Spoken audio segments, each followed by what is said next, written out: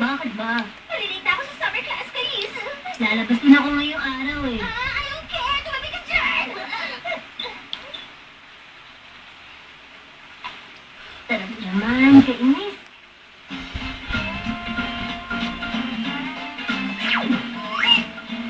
Sa'yo ba yun?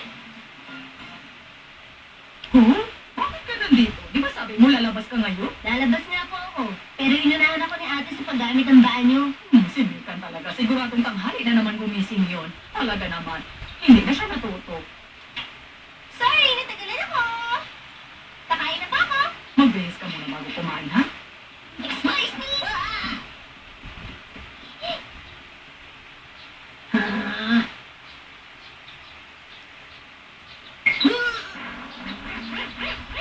Ang dami naman. Ganito talaga kapag nauuna si ate. Kainis. Umupo ka nga habang kumakain. Pero malilate ako, Mama. Uy, ikaw talaga, Meka. Ano ba ginagawa mo? Bakit mo talaga? Okay. Ah.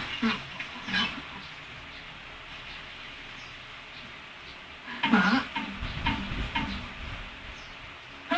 Ang buhok na to. Hindi kaya. Hindi kaya. Buhok sa ilong. Salamat po sa pagkain. Huh? Anong pinagit mo? Bakit ka nakatingin sa akin? Wala ka lang. Napati nga ako dahil sa gulay eh. Nakakainis naman. Ganon. Ulit lang. Bakit ako tinitingnan na ganyan? Ano masama sa ginagawa ko? Hindi matagdan ng tubig dahil nasa gilid yung tinga. Hindi yan ang gusto kong sabihin. Ha? Ano ba sasabihin mo? May nakita ako sa towel. Ano nakita ko sa towel? Ha? Sa palagay ko buhok sa ilong yung buhok na nakita ko dun. Ha? Wala akong alam dyan, Yusuf. Ha? Yay! Natanggal ko! Ha? Meka? Bakit nandito ka pa? Lagot! Aalis na po ako! Huwag mo nang lalagyan ng buhok sa ilong yung towel, ha? Wala ako alam dun, no? Buhok sa ilong?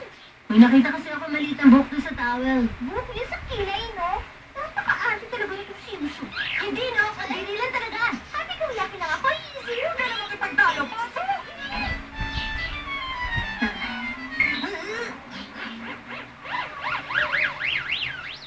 Ang dumi talaga. Hindi ko na kaya. Ang init! Gusto, punta tayo sa bahay niya para magpalamig, okay lang? Oo, okay lang. Uminom tayo ng malamig na juice. Salamat! Ay, nga pala, nasa bahay niyo ba siya ngayon? Ha? Sino ang tinutukoy mo, Fujino? Kaya, babait tanong yan, di si Miss Mikan. Miss Mikan?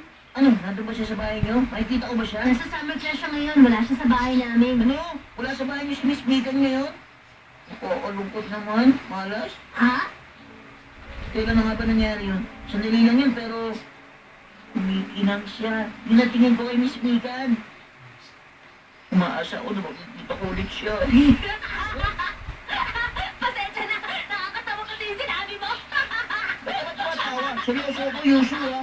Kapatid mo kasi siya, kaya hindi mo ako naiintindihan. Hindi mo nakikita kung gaano siya ka-cute.